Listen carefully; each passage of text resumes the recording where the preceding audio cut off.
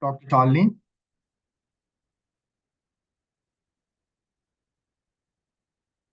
Good morning. Good morning. Yes, Shalini, how are you? I am all good. And I'm so Yeah. excited that on Sunday I'm doing this. Yeah. Yes, yes. So that is ISPRP, never sleeps. Okay, so Shalini, the thing here is your audio looks pretty okay. So I will prompt you when you have to come and introduce the speaker. Okay, yeah, will do. Okay, so yes, so I think your audio is fine. Thank you.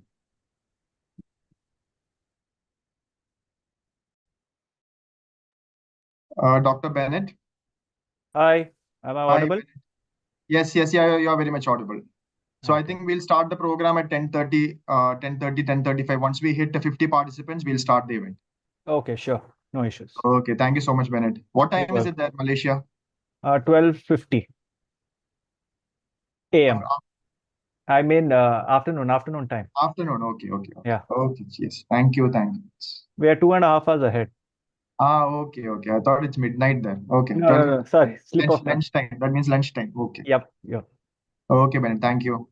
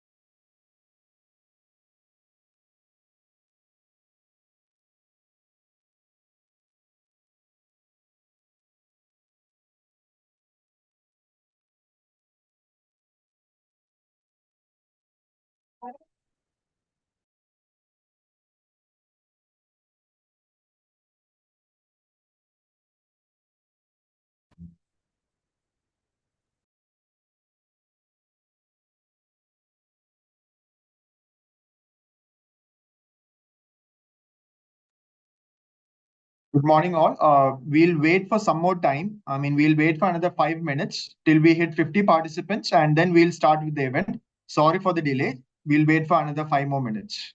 Thank you so much for your patience.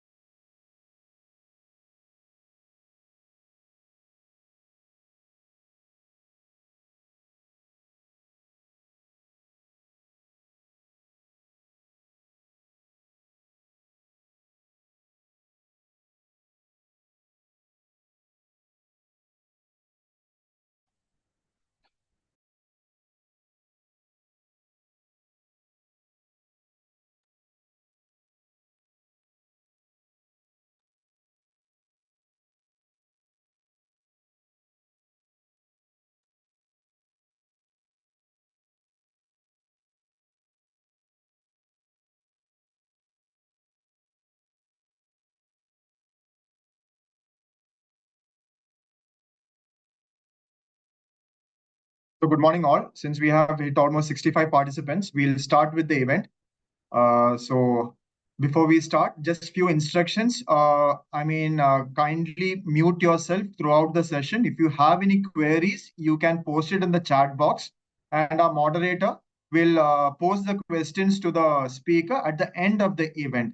Okay, so and if for the members, the YouTube link will be sent, which will be there for another 2 more days. You can access it in our through the YouTube channel later on. That is for the ISPRP members. And for the certificate for the event, remember, as always, there is a feedback link which will be sent to you, and it will be available at the end of the program. I will put it up in the chat box. Once you fill in the feedback form, the certificate will be automatically emailed to you.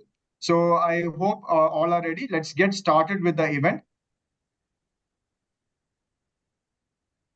So I would request Dr. Bennett Fernandez. He is a periodontist currently working as a faculty of dentistry in Segi University, Malaysia. So it's afternoon there. So Dr. Bennett is with us.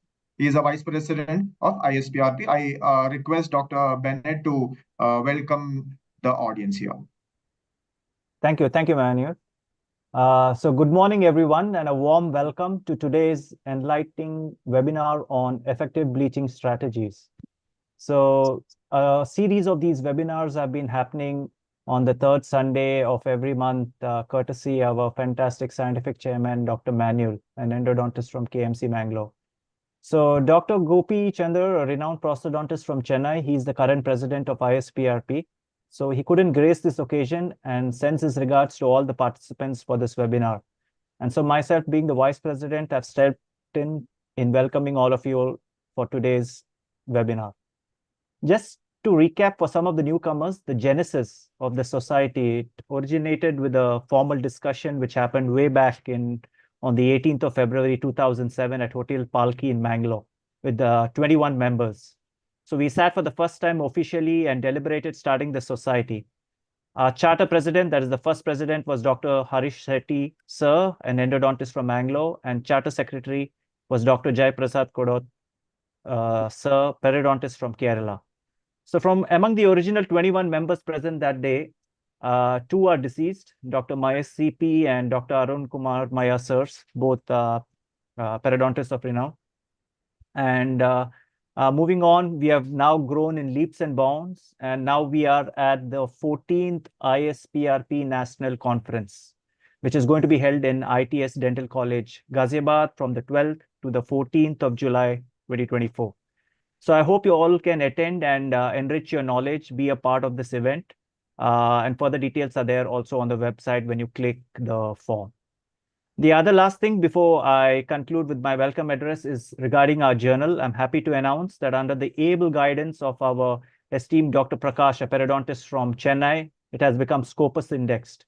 So for those who are aware, it was already indexed in Indian Science Abstracts and UGC also.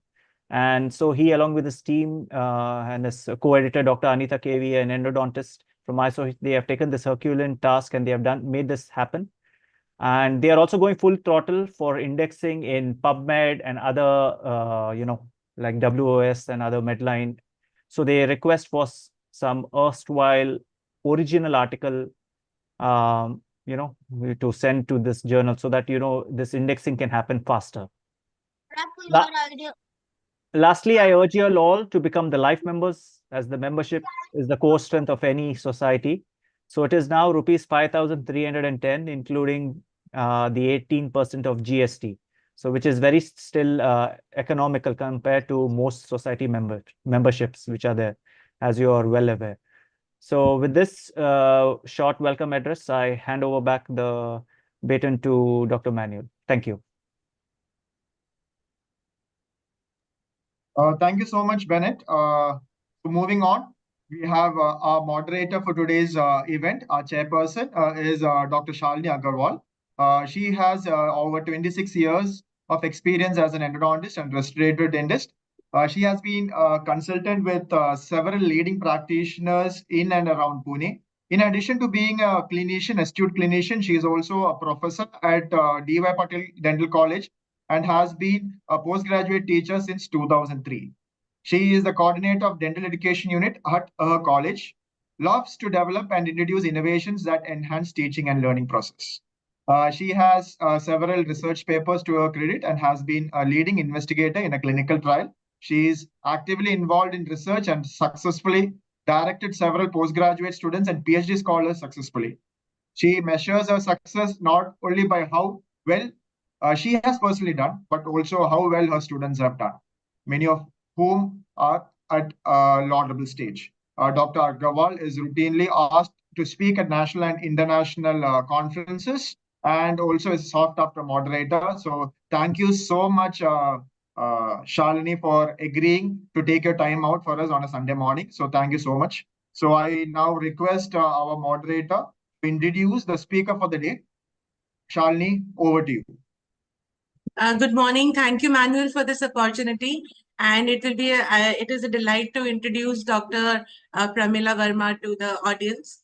Madam Pramila Verma is a professor and the head at the Department of Conservative Dentistry and Endodontics in the Faculty of Dental Sciences at King George's Medical University in Lucknow.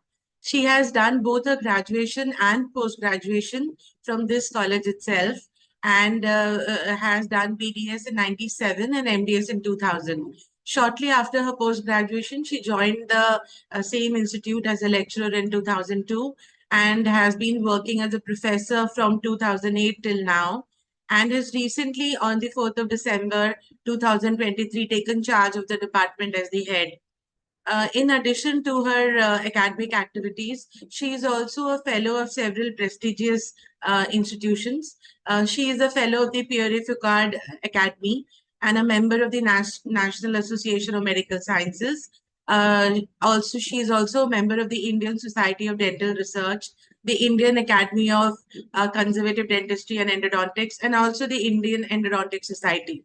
She is an active member of the Indian Dental Association, and with the Lucknow branch has served in the capacity of the treasurer and honorary secretary for 3 consecutive years.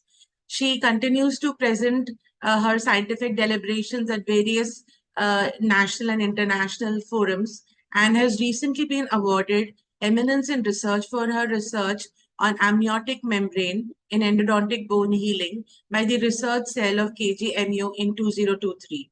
She has also been awarded as the best endodontist of the year by Sinodent in the year 2022, and has more than 50 publications to her credit in PubMed index journals, both at the national and the international level.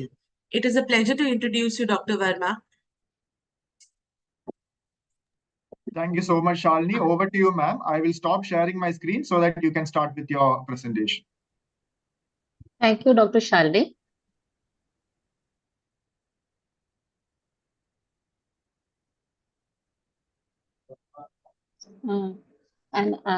A good Yes. morning to all the ISPRP members, and I would extend my wishes to Dr. Bennett Fernandez, Vice President of the ISPRP, and Dr. Manuel Thomas for inviting me to this webinar to present my presentation on this prestigious platform.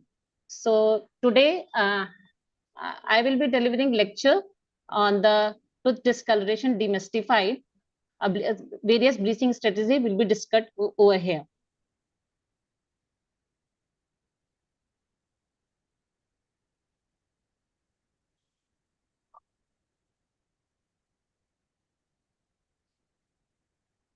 As we all know that aesthetic is a very important aspect in everyone's life. Everyone wants to look good and beautiful, whether in an attire or in a look. For a beautiful smile, a teeth plays a very important role, and a well-aligned tooth and a dazzling white teeth provides a confidence in the patient's personality while he's speaking in a public. Today, when the world is full of multimedia, the social media, where they are posting their pictures on the Facebook, Twitters, and Instagram to gain more popularity and attentions. So they want to look good in every aspect of their personality.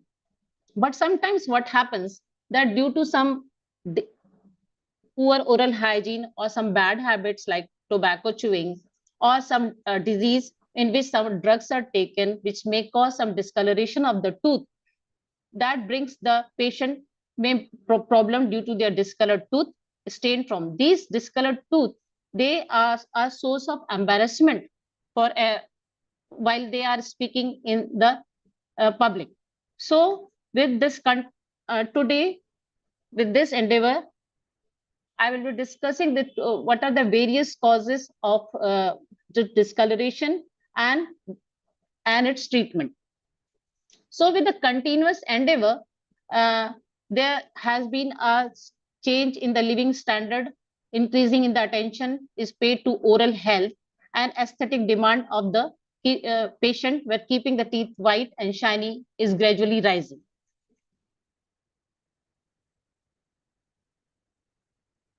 So as you can see this picture, the patient with a stain, a chronic tobacco chewer, is smiling, but we cannot appreciate his teeth, which is the discolored. Whereas you can appreciate a very pleasing personality of a person with a dazzling white teeth and a well-aligned teeth. So this whiter teeth and well-aligned teeth, they improve the personality of the patient and brings back the confidence. So before going, so what is discoloration? Tooth discoloration, according to the angle, if there is any change in the color, hue, or translucency of a tooth due to any cause, respiratory filling may also cause discoloration. Some drugs or some pulpal damage to the may be responsible for change in the color of the tooth. So before going in detail how to remove the discoloration of the tooth and bring back the smile of the patient and face and boosting up his confidence, the person, let us first discuss what are the various type of discoloration and the etiology which leads to discoloration of the tooth. So based on the causes, the dental stains, they can be divided into two, that the patient related causes or the dentist related causes. The patient related causes may be sometimes poor oral hygiene, or if there is a trauma that will lead to intrapulpal hemorrhage, which may appear as a brownish discoloration of the tooth. Sometimes dentine hypercalcification or tooth formation, developmental defect, and drug related factors which are used in some diseases which cannot be avoided also lead to discoloration of the tooth. Sometimes the dentist may be also a cause of some discoloration.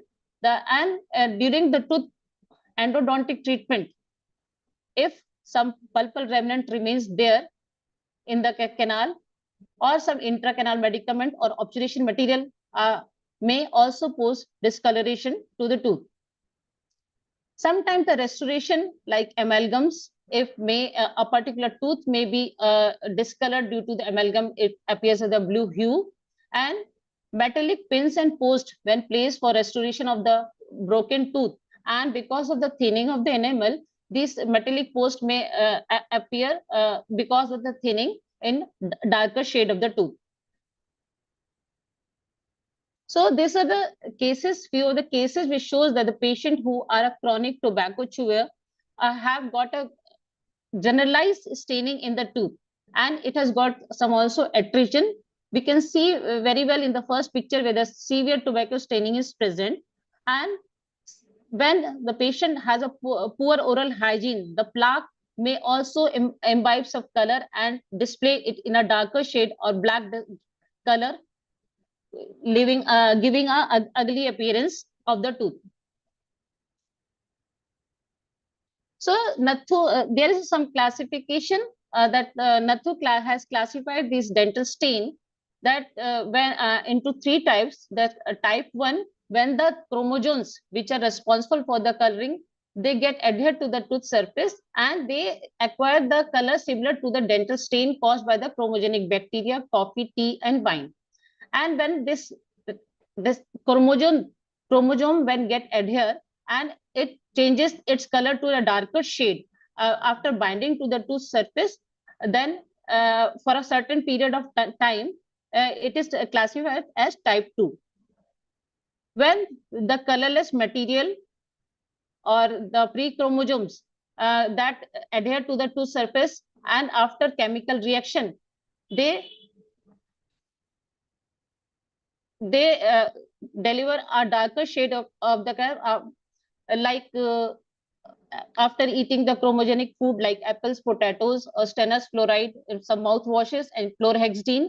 This chlorhexidine may adhere to the pellicle present in the enamel, and they impart brown discoloration to the tooth. Sometimes what happens that the tooth during the developmental process of tooth, due to some disease or drugs, the tooth may get discolored, like in a pre-eruptive causes which may occur after the second trimester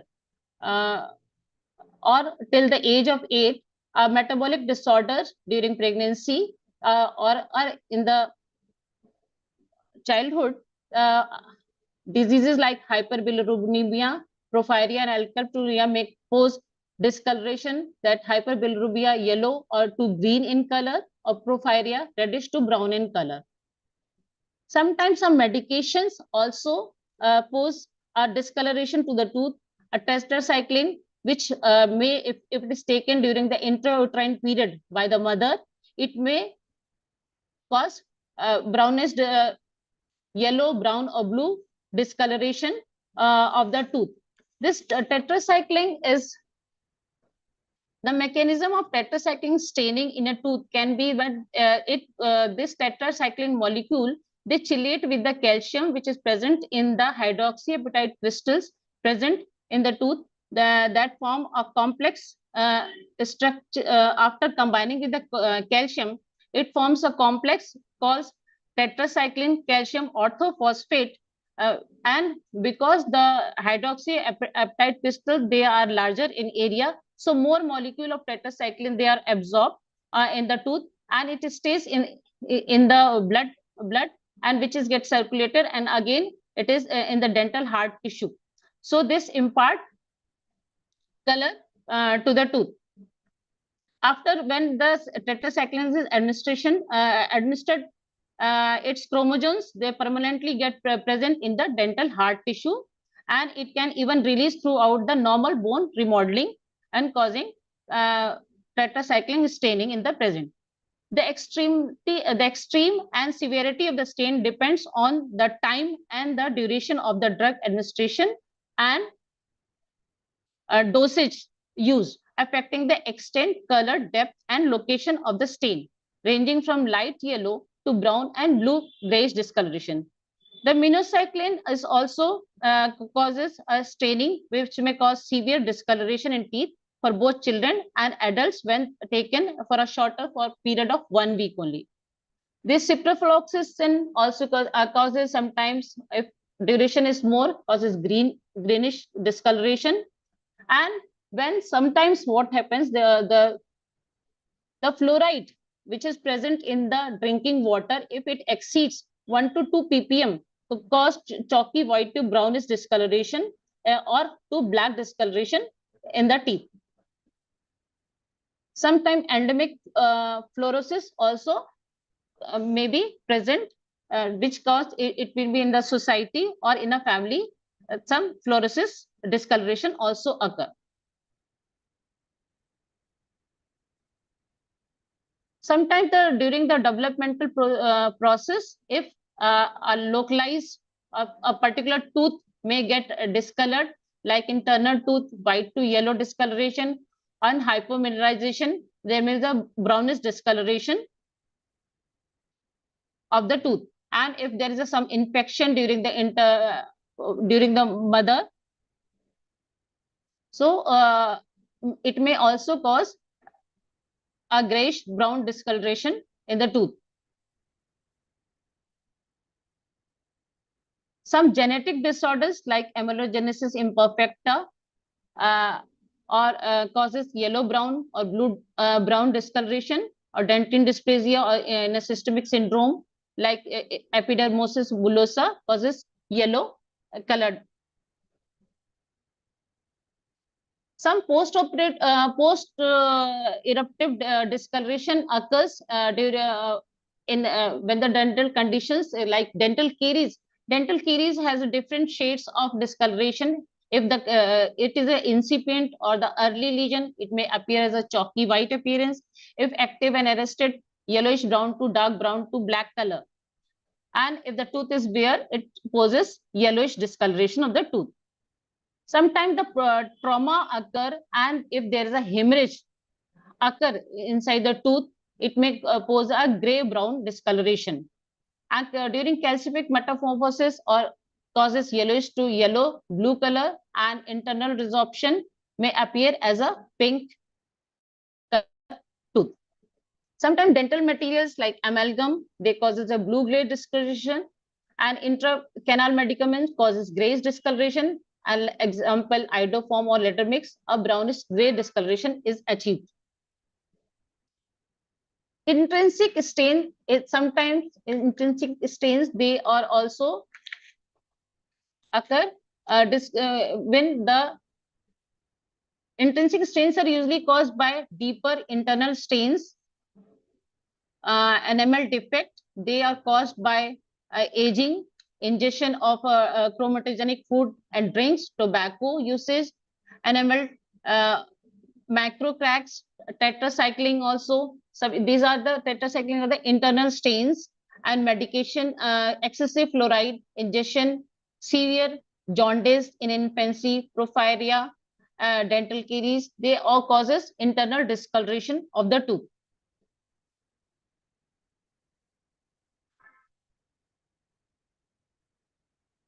So these are the few of the pictures which shows with discoloration with various diseases and trauma, and the aging is also a very important aspect where the tooth after a certain period of age, the tooth appears darker in shade because there is a thinning of the enamel and the dentine, because formation of the secondary dentine, which is darker in shade, and thinning of the enamel causes yellowish discoloration of the tooth.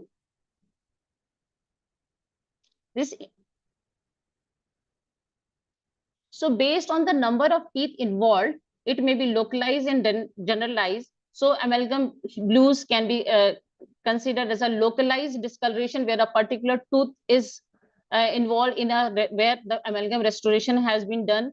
Some Turner hypoplasia, a particular tooth is affected, or there's when a localized area of demineralization or enamel hypocalcification occurs in a particular tooth. Whereas the tetracycline staining, fluorosis, or tobacco chewing, aging, they are considered as a generalized staining of the tooth, where all the teeth are affected. Sometimes tooth discoloration are also induced by endodontic materials. This may be cause which may stain the tooth, like root canal sealers, antibiotic paste, medicaments, MTA, and other cements. A recent classification has been introduced by A. Watt and M. Eddy, and they have classified this in stains into intrinsic, extrinsic, and internalized stains. Extrinsic stains, they are present on the extrinsic, usually they result from the accumulation of the chromatogenic substance on the external surface of the tooth.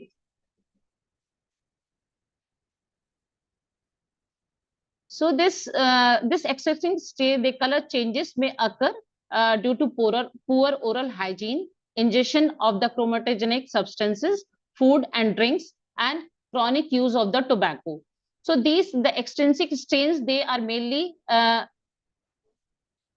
be localized in the pellicle present and are either generalized by the reaction between sugars and amino acids, or acquired from the retention of the exogenous chromophores in the pellicle.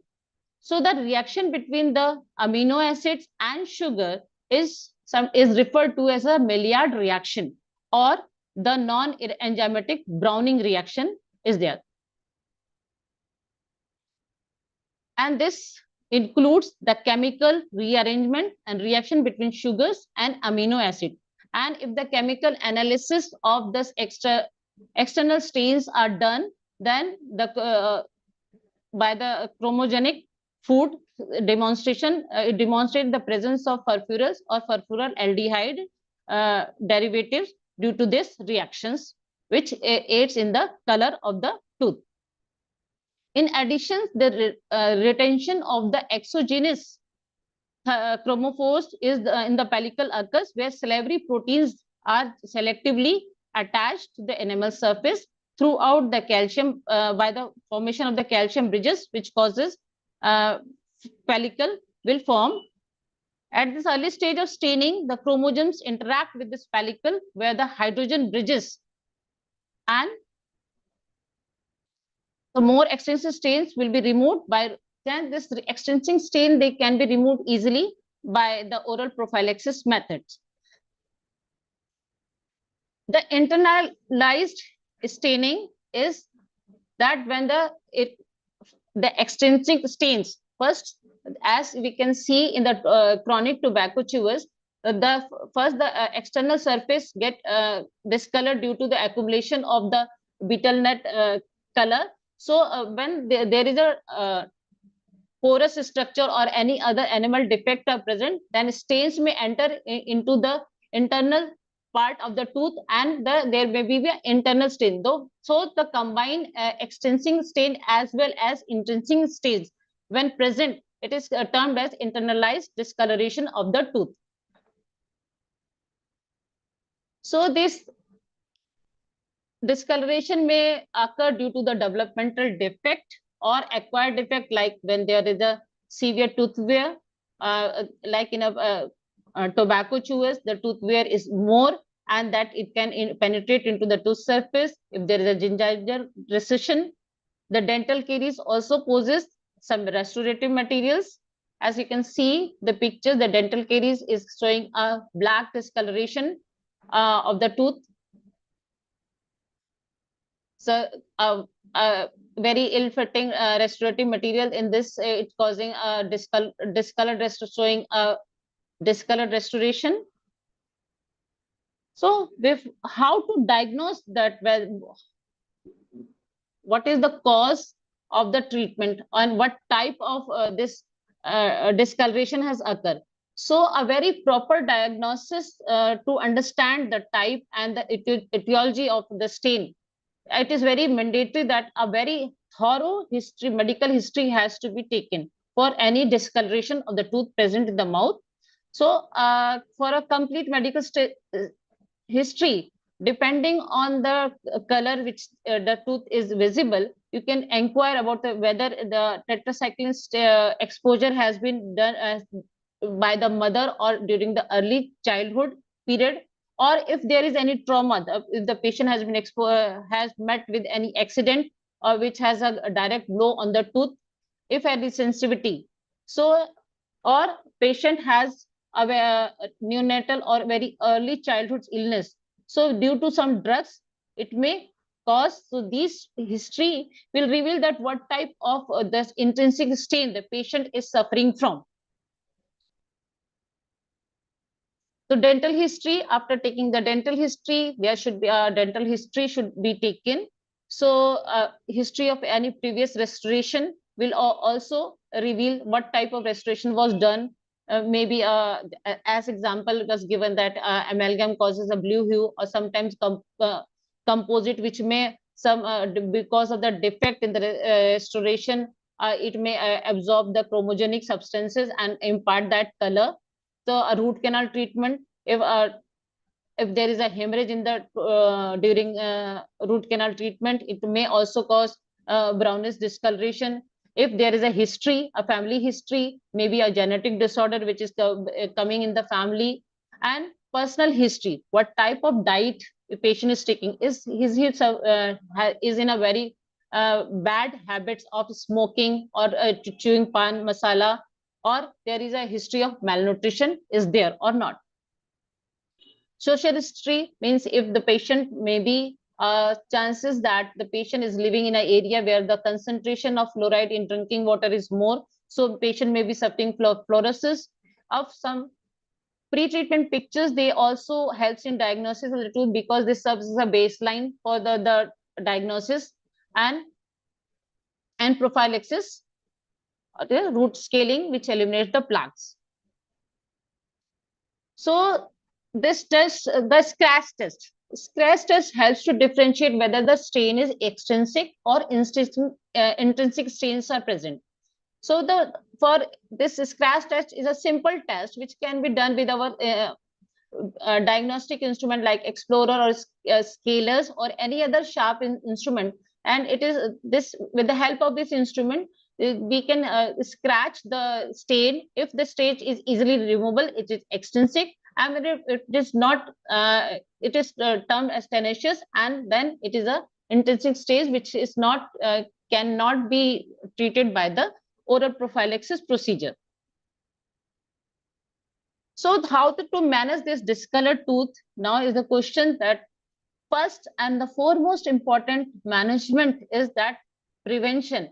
The prevention is better than cure. So if the patient is aware that the tobacco chewing causes discoloration of the teeth, so it is up to the patient, if it is not using this type of bad habits, so he can prevent the discoloration of the tooth. So we know that some drugs may cause problems like tetracycline, some so alternative drugs can be used to treat that particular disease.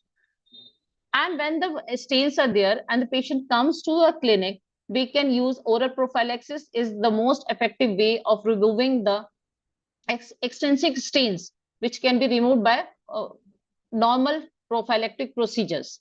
If the stains has gone deeper or in the enamel, then microabrasion or macroabrasion is also a choice.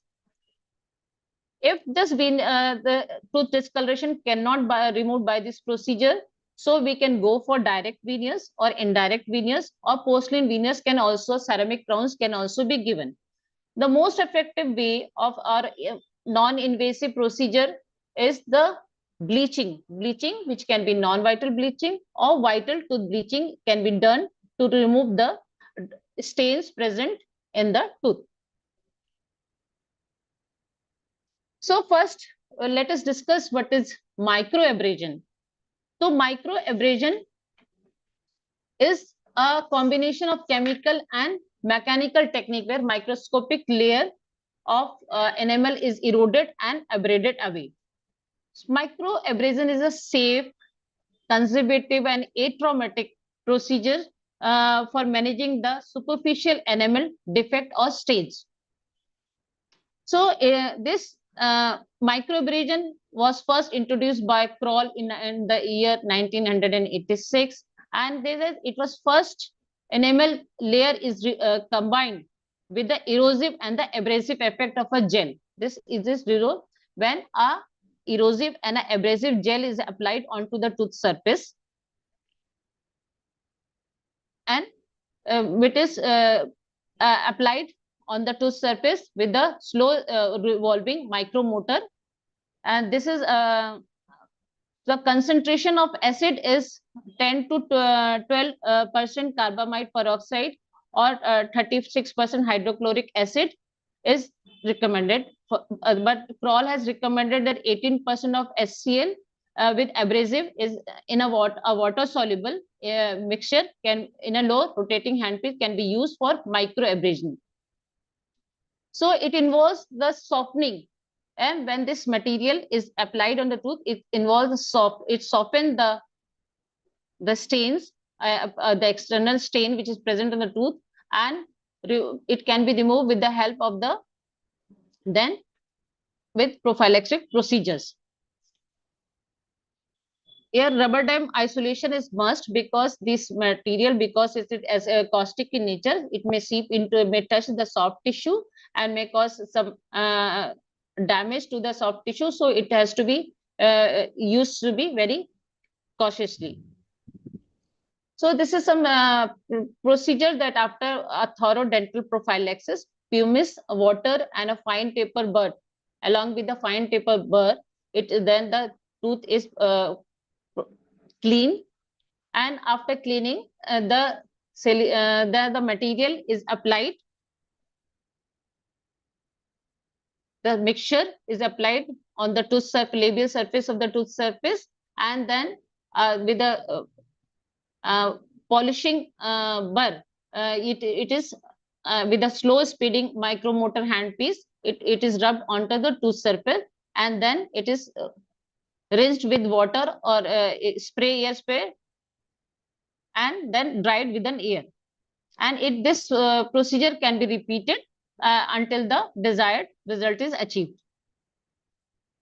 A solution which is available is the McKean's microabrasion technique, which uses a combination of 5 parts of 30% hydrogen peroxide, 5 parts of 36% HCl, and 1 part of diethyl ether. They are used as a microabrasion technique, and they are applied directly on the surface for 1 to 2 minutes with the cotton applicator tips, and with a fine cuttle disc, it is run over the stained surface for a second, and then it is repeated if the desired effect is not achieved, and then washed thoroughly with the water. The disadvantage of this solution that this solution can put flow to the unaffected enamel, and working solution need to be freshly prepared. So it decreases it also because of the acid present. It causes the decrease in the micro hardness of the enamel. If the stain gets deeper and it is not removed by the microabrasion, so we can go for a macroabrasion. Sometimes it goes a little beyond the enamel, and if it is a small localized defect is there, then we can simply use a finishing diamond tip or multi-die drill to remove the defect. So this is showing how the procedure of macro abrasion technique, removing the defect in the removing the enamel part. So after removal of the defect, further removal of the tooth structure, this 30 fluted composite finishing bar is used to remove the uneven surface from the tooth, and final polishing is accomplished with the help of a rubber cup and pumice. To sometimes to accelerate this process, a combination of microabrasion and macroabrasion can be done, also be considered. If there is a gross removal of the defect is done, so the microabrasion and macroabrasion can be combined together for the treatment. So this is a case where a 16-year female patient was came for a hypoplastic spots in the upper incisor in the form, but came to is a report present. So after all the clinical examination, her defect was removed with the help of a with a small burr, and then it was the defect was then restored with composite restoration, and the patient was happy. So here we can see the finishing of the bevel made with coarse grain sanding disc and application adhesive system, and final the aspect of the anterior teeth can be seen. Sometimes this microabrasion or the deeper, so we can go for a crown veneers or a crown. Though this is an invasive procedure and it causes the gross reduction of the tooth, but it has to be done if the patient wants his teeth to be whitened, because it cannot be removed by any procedure. So this is one of the case which has been reported in our department. A discolored teeth patient reported with a discolored teeth where the brownish bands of discoloration was present at the middle third and the cervical third with any pitting grooves. So due to the patient was insisting for aesthetic correction because a young girl. So this was a fluorosis stain, and she came from the area where the amount of fluoride content was more in the drinking water. So all the examination were done and no pathology. Then so a conservative procedure was applied, and then after it was restored with a porcelain veneer. So coming to the main topic, that are bleaching. So bleaching is a treatment modality involving the oxidative chemical that alters the light absorbing or the light reflecting nature of a material structure, thereby increasing its perception of whiteness.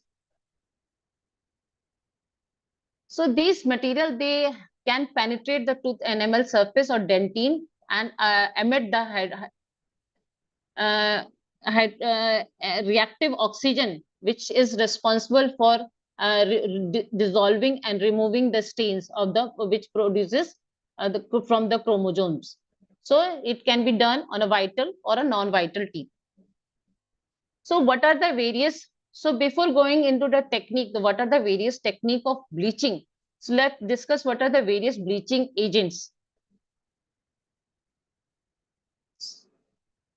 The first is the sodium perborate, which is used, it is available in powder form, and when it has to be used for the bleaching purpose, it is mixed with water, and when it is mixed with water, it decomposes to form sodium metaborate, hydrogen peroxide, and nascent oxygen. So the hydrogen peroxide, it is responsible for the bleaching effect, and this is more it is more under the control of the dentist, and it is safer than hydrogen peroxide. It is a material of choice for intracorneal bleaching procedures. The second is the hydrogen peroxide, which is used at various concentrations ranging from 3 to 35%. But this material is very caustic and may cause burn. on the tissue due to when it comes in contact. So it has to be that this material, this hydrogen peroxide, to be handled very carefully, and it should not contact the tissue during the bleaching procedure. But it is not recommended for the routine intracorneal use in non-vital teeth. The third is a carbamide peroxide, which is also known as urea hydrogen peroxide, which exists in the form, which is available in the form of white crystalline powder, is available. It forms when this aqueous solution, is mixed with water. So this it forms hydrogen peroxide and urea. Hydrogen peroxide, which is formed, it's very unstable, and that dissociates into hydroxyl ions, perhydroxyl ions, and perhydroxyl anions and supraoxide anion. So these free radicals, this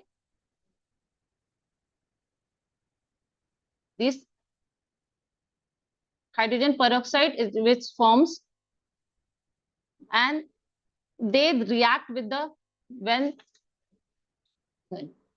so this we can see this very well with the this when hydrogen diffuses to the enamel and dentine and produces free radicals, the free hydroxy radicals, and we can very well see in this diagrammatic representation when this the sodium carbamide peroxide is mixed with water, it dissociates into hydrogen peroxide and urea. This hydrogen peroxide, they dissociate into perhydroxyl radicals and hydroxy radicals, and they combines, when they enter the tooth.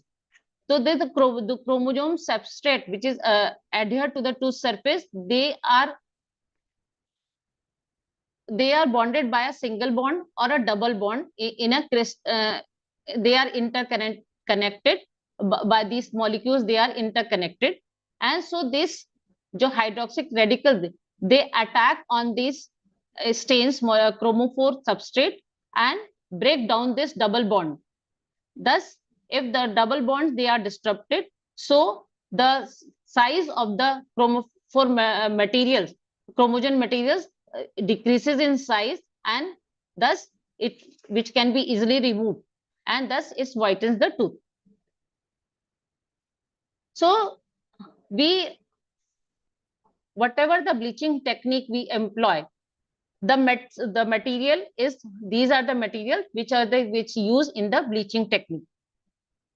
So this bleaching technique can be classified into vital bleaching, non-vital bleaching, or laser-assisted bleaching.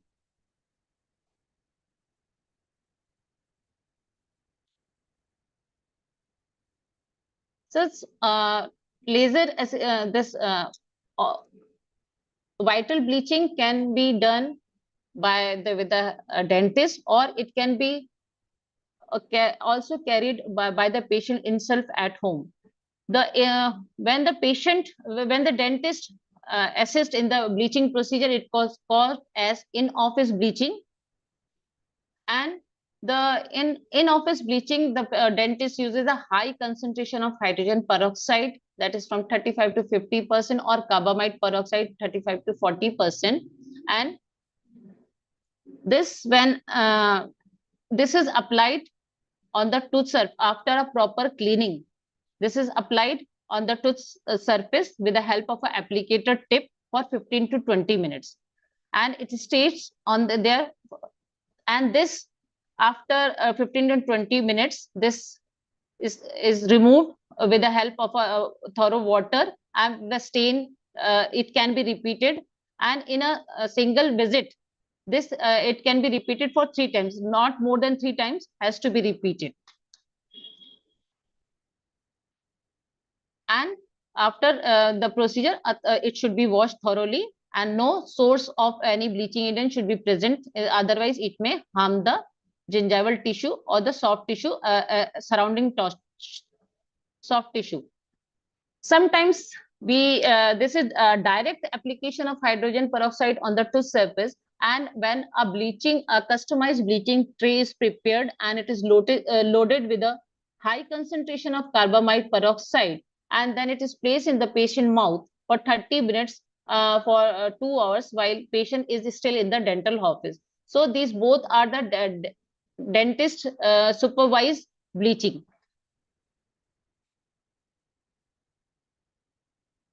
When a patient cannot afford time in the clinic, then we may prescribe a home or night guard bleaching by giving a customized tray to the patient and applying 5 to 20% of the solution of the carbamide peroxide in a customized tray is given to the patient, and he can apply it in the night for 3 to 4 hours, has to be wear by the patient, and it has to be repeated till the desired result is achieved.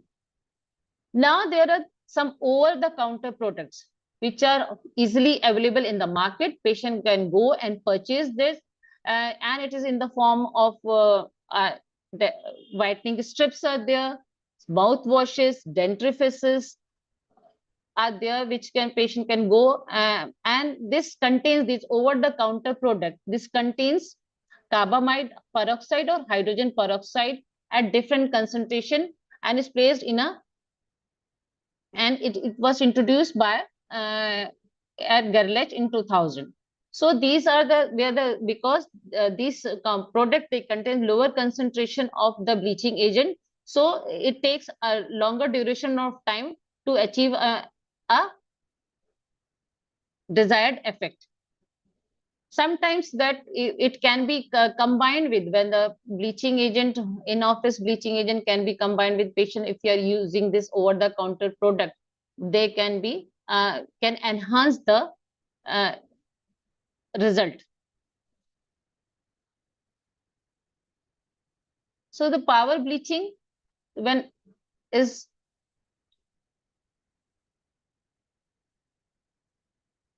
so the patient should always while doing this procedure, we should protect the gingiva with a Vaseline or Ora base, and it should be isolated with a rubber dam while doing this power bleaching.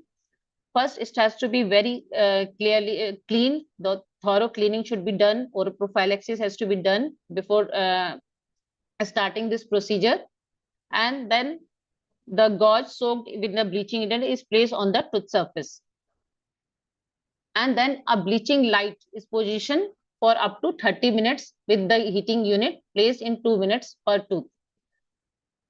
And after the process is complete, the rubber dam should be removed and area is rinsed with hot water to remove any remnant present on the tooth surface. So there is a small video how to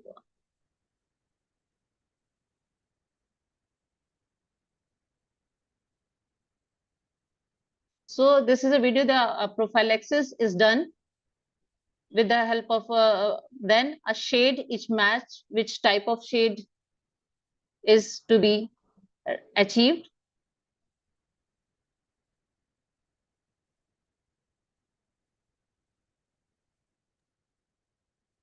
The Vaseline is applied onto the soft tissue.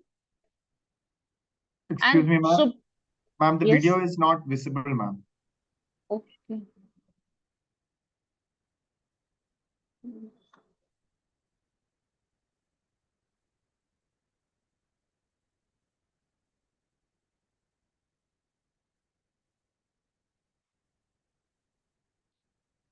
Still not visible? No, ma'am, it's not visible. Ma'am, maybe you can click on that shortcut link. It will lead you to the video. Okay, we just.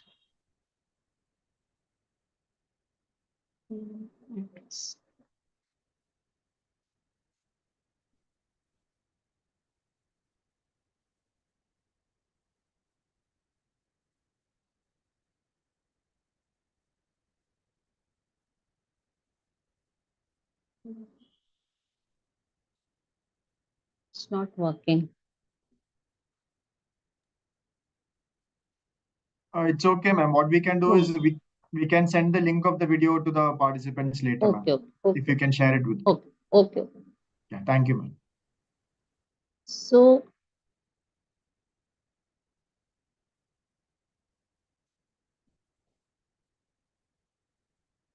let me see. No, it's not working.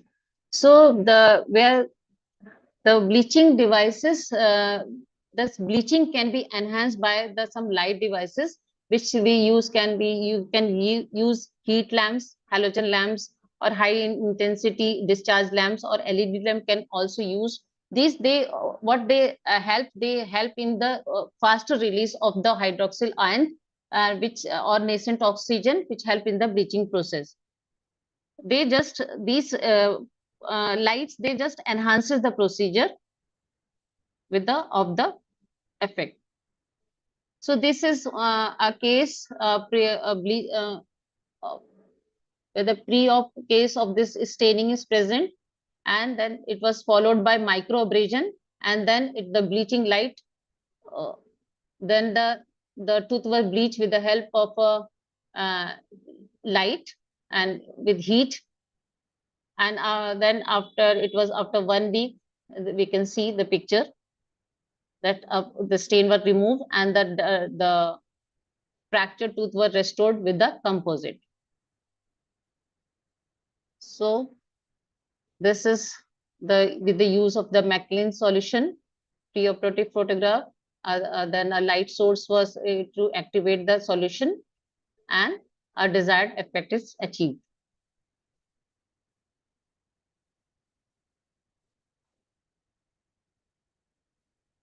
This bleaching was Haywood and Heyman published their first report of dentist prescribed home bleaching.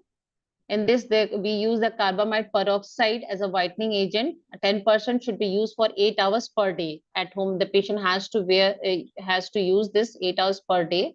And if 15 to 20% concentration is used, it must be used for 3 to 4 hours by the patient.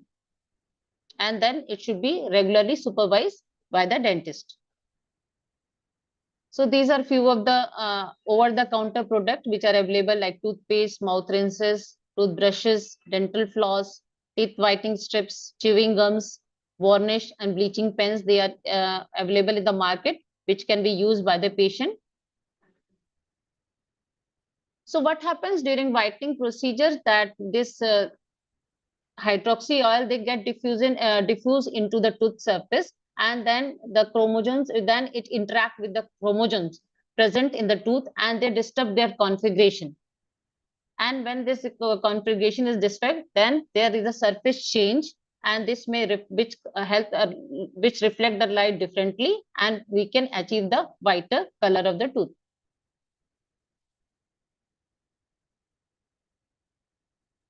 So intracorneal bleaching, the home bleach or intracorneal bleaching is there, which was reported by Harlan in 1884, and used hydrogen peroxide, and supraxol, that is 30% hydrogen peroxide, was used by Abbott in 1918. Prince in 1924 recommend the use of heated solution of sodium perborate and suprax to clean up the pulp cavity.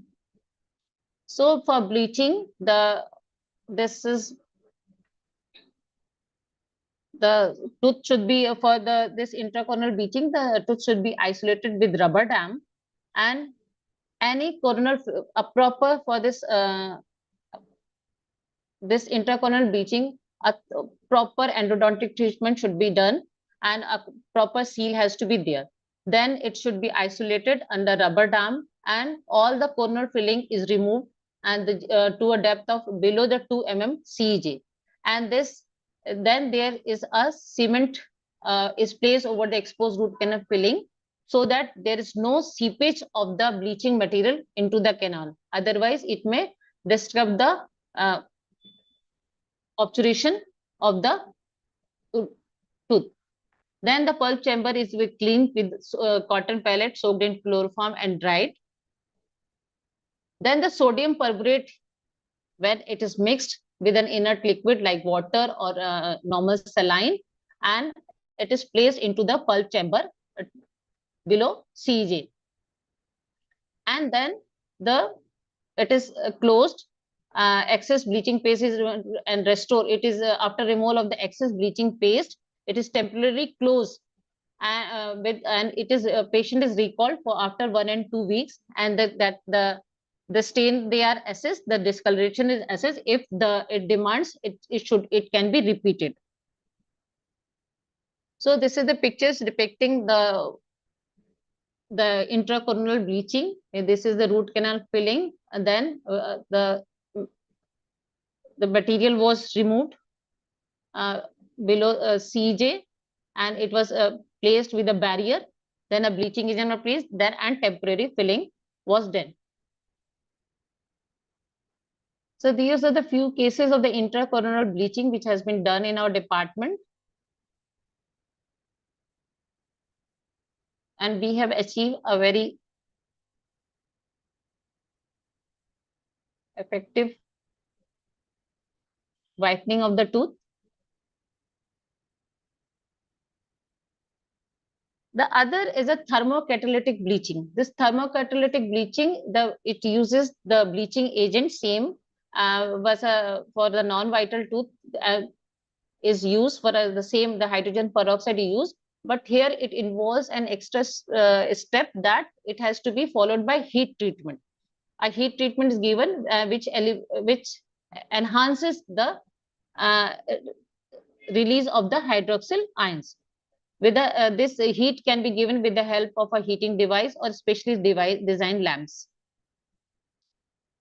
So this procedure is same, that a tooth should be isolated and the bleaching agent is placed into the pulp chamber, and then a heat is applied with using a bleaching wand or a light cutting unit, and this procedure is repeated till the desired color is achieved. We can see in this picture that this is the bleaching wand which is applied, so it helps in the release of the more of the ions which help in the bleaching. The patient is recalled after 1 and 3 weeks. Then it is closed, and then patient is recalled after 1 week, and it is restored with composite. Then the SS opening is restored with composite. Ultraviolet photo oxidation, that is similar to the thermocatalytic activation here, which is activated with the help of ultraviolet light instead of bleaching lamp. Ultraviolet light is used to activate it when the solution, hydrogen peroxide solution, is placed in the pulp chamber with the help of a cotton pellet. Then it is exposed by the ultraviolet light, and it's similar. So what is internalized bleaching procedure? In internalized bleaching procedure, the tooth is isolated to be bleached, the excess cavity by removing the GP. Then a mechanical barrier is placed and a small pellet of cotton is placed for the seal. Then a customized bleaching tray which is prepared and is given to the patient with the help with a bleaching agent, and the patient can advise to remove the pellet before.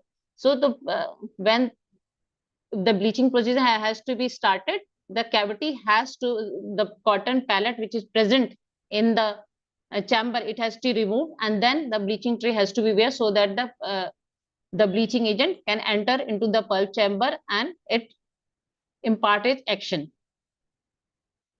So this is the procedure where a fitting tray is given and there's a cotton pellet. So before starting this cotton pellet has to be removed, and then the bleaching tray is to be weared.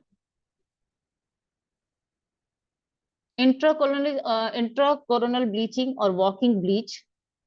These are the few photographs of the intracoronal bleaching where the observation has been done and the GIC barrier is placed with a few pics.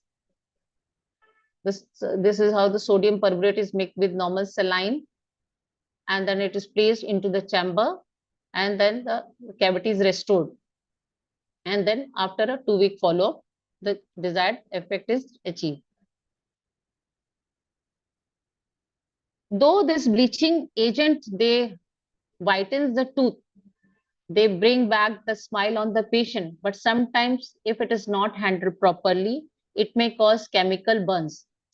Like if the high concentration of hydrogen peroxide is used, it is as it is caustic and cause chemical burn and sloughing of the gingiva.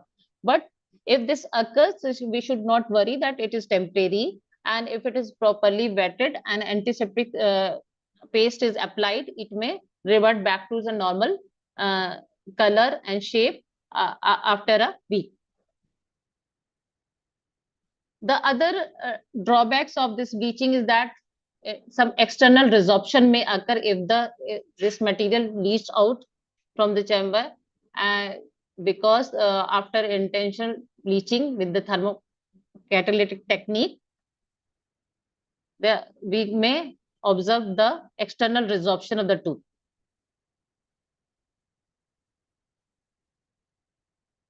Sometimes if it is applied, it also inhibit the resin polymerization. Soon after the bleaching, the tooth should not be immediately restored with composite, because it inhibit the polymerization of the composite, and because the residual hydrogen peroxide in the tooth structure after bleaching may adversely affect the bonding strength of the composite. So after bleaching, this if there is a desire of the composite restoration has to be done, then it has to be delayed for 2 to 3 weeks. Because it is caustic, it may cause gingival irritation. Observed after external bleaching is done, if it is CP, that's why gum barrier is to be provided while doing the vital tooth bleaching, so that it does not reach the soft tissue, or the interpulpal pulpal gingiva should be preserved, or it should be protected with the help of a gum protection. Sometimes when this bleaching materials, they so that they may decrease the micro hardness and the morphology of the tooth as well as the cementum, because it erodes some of the surface in a microscopic layer. 25 to 200 microscopic layer can be removed with the help of a micro abrasion, which is very acceptable. But sometimes if it is more, then it may cause this changes in the micro hardness of this tooth structure. So this completes our different bleaching strategy, and the take home message is that this tooth discoloration is not a very single entity, but it is a multifactorial etiology. There are various causes of discoloration, and which technique is suitable for the particular patient and which type of discoloration is the big responsibility. It's on the dentist shoulder. The dentist has to decide that which technique has to be used so that we can compensate what the patient desire. A proper evaluation of the discolored teeth and then selecting the appropriate opinion to treat, it plays a key role in success of the treatment. For a desired and favorable outcome, a thorough knowledge of the etiology, treatment option, product, and its properties are of supreme demand. So these are my references, and thank you.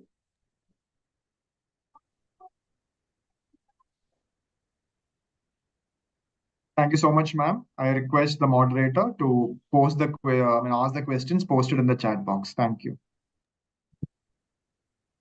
Thank you so much for that very enlightening talk, and it was a great thing to listen to the lecture, ma'am.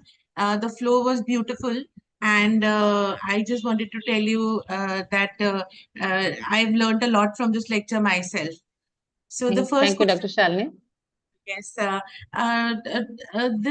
first question that is appearing in the chat box is, can the use of antioxidant result in our placing composite restoration immediately after bleaching rather than wait for a week or two? Yes, we can. As I have said that when we do a bleaching process, if there is some remnant of the hydrogen peroxide remains, it may hamper the polymerization of the bonding agent. So it has to do, but this use of antioxidant can be used, but it is advisable that it has to be delayed. Okay, okay, ma'am. Another question that has come up is, what about the tooth sensitivity post bleaching? Yes, sometimes the tooth sensitivity occurs after bleaching, where, as I've said, that it removes some of the enamel surface, and because the hydrogen peroxide has penetrated. So if we apply, but a proper polishing may be done, and some bonding agent is applied, then it may suffice the hypersensitivity. Okay, thank you, ma'am. Any other questions from the people who are listening to this? Okay, ma'am, I'll pitch in with a question of my own. What is your experience regarding rebound of the color, the darker Yes. color, the bleaching? Have Yes, you yes, you're seen? very right. That sometimes this bleaching does not, we have to be very much aware that we should guide the patient that sometimes there is a rebound of discoloration occurs where the internal stains are there. है ना? So we should say that patient has to report back, and that we should that this will support maybe it may be for a year or a two. If the etiology is not removed, then there is a rebound of the, and patient is advised that after bleaching that he should be avoid that subchromogenic food for some time, that if occurs that it is a desire that cannot be avoided, then if the chromogenic food which is taken, it after taking the food, it should be thoroughly, mouth should be thoroughly rinsed properly, and it should be on the safer side of the dentist, that which advise that the rebound, there are chances of rebound is there. Okay. Ma'am, in your experience, have you experienced rebound more in the non-vital bleaching or in the vital bleaching? In the vital bleaching is there rebound. Okay. Have you seen this happen ever in the case of a non-vital bleaching? And if so, how do you think we should manage it? In case of non-vital bleaching, because it is if the tooth structure is less, suppose it is very the amount of discoloration is more, and bleaching is not, we cannot overdo the bleaching procedure, as we can know that. So if it is still persisting, then we can go for veneers or a crown. Okay.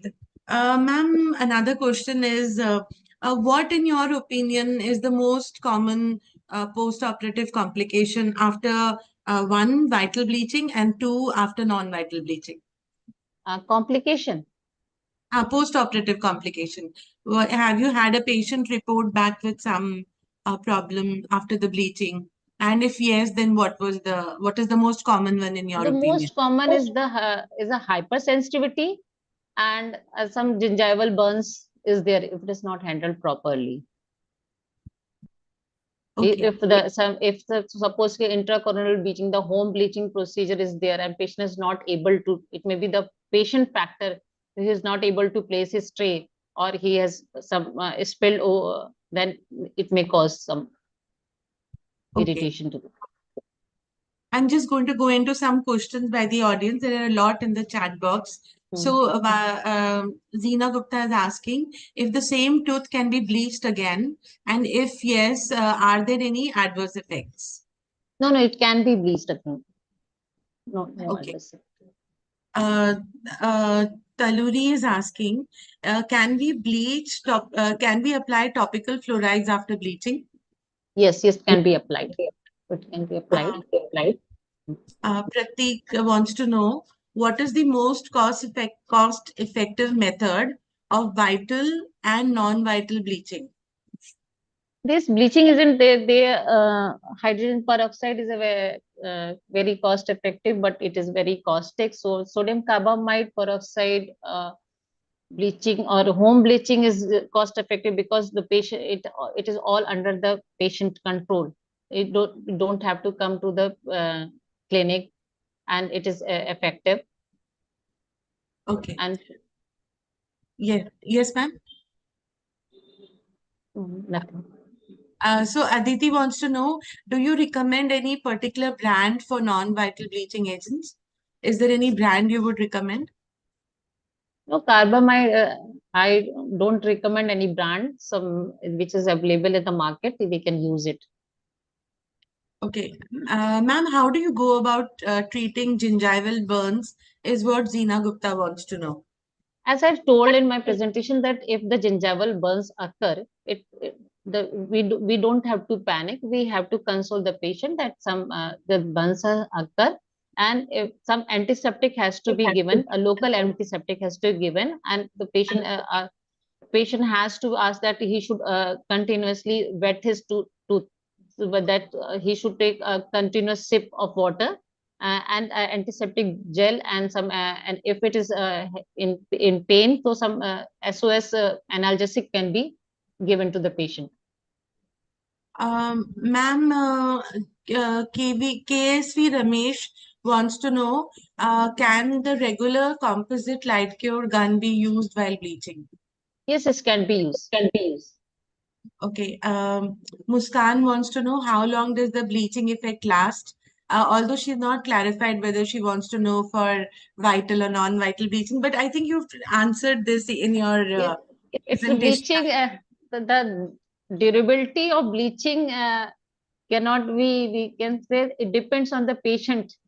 You how if the patient is still, suppose patient come for a bleaching of a who is a chronic pan chewer or tobacco chewer, and if it continues, then it is in the hands of the patient. It will rebound back to the. Okay. Ma'am, KSV Ramesh wants to know, is curing optional or is it a compulsory thing? Because he is saying that some products say it is optional. It is depends on the manufacturer details, but as I've said that though it is effective, but this addition of heat source or a light source is that enhances the release of the hydroxyl ion, which is responsible for the whitening of the tooth. So it is depend on the manufacturer instructions. Okay. Ma'am, another thing is, Ruchi wants to know if you can name the antiseptic gel that can be used for gingival burns. The hexigel, which comes in a tube, can be applied onto the gums. It is more than enough. Okay. So that was an exhaustive round of question session. We still got another question. Are you up for it? Should I ask you? I think Okay. Shalini will take one last question, and we'll, because I'll it's a just take Sunday two afternoon, so last working. ones. Yeah, then. Okay, so Ma'am Ruchi wants to know how lasers can be used for bleaching, and what is the type of lasers? The carbon dioxide assisted laser can be used for bleaching the tooth. It is also the same as it enhances the release of the hydroxyl ion, but we can apply it for carbon dioxide laser can be used. Zina Gupta wants to know, and this is the final question, please. How many times can the chewing gums be used in a day? The ones which are available over the counter. Although this over-the-counter available chewing gum, they contain small amount of bleaching agent, and so a 10 to 12% of carbon dioxide peroxide is there. So it can be one or two can be taken, but patient can take up to 1 month also. But because their process is slow, so a desired effect is it's a delay in the time of achieving the desired effect. Okay. Your enthusiasm in answering the questions has been wonderful, Dr. Verma. Thank you for all the answers. And Manuel, over to you. Yeah, thank you so much, Dr. Shalini, for moderating the session. And of course, ma'am, thank you so much, ma'am, for your time, precious time, and spending time with us on explaining the strategies for managing discolored tooth. So from ISPRP, we would like to give, even though this is a digital version of the certificate. I will be posting you the certificate soon to you, ma'am. Thank you so much, Thank ma'am, you. for spending time with us. Thank And you, of Manuel. course, Thank you so much. yes, thank you, ma'am. And of course, Dr. Shalini, my friend. So thank you so much, Shalini, for agreeing last minute to be the moderator for today's program. So I really appreciate your time given to us. Thank you, And Dr. Shalini.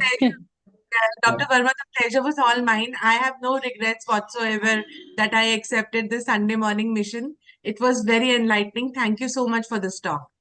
Thank you. okay, Thank you, thank you, Manuel, for everyone. inviting me. Yes, definitely, ma'am. Our pleasure, ma'am. So thank you so much. And I'm sure, ma'am, you've registered for the upcoming conference. Yes. The same thing, I would request the participants also. We have our upcoming conference, which is next month, mid of July. So if possible, try to be a part of this event because we have pre-conference workshops and good speakers for the event. So try, if possible, come and be a part of this event.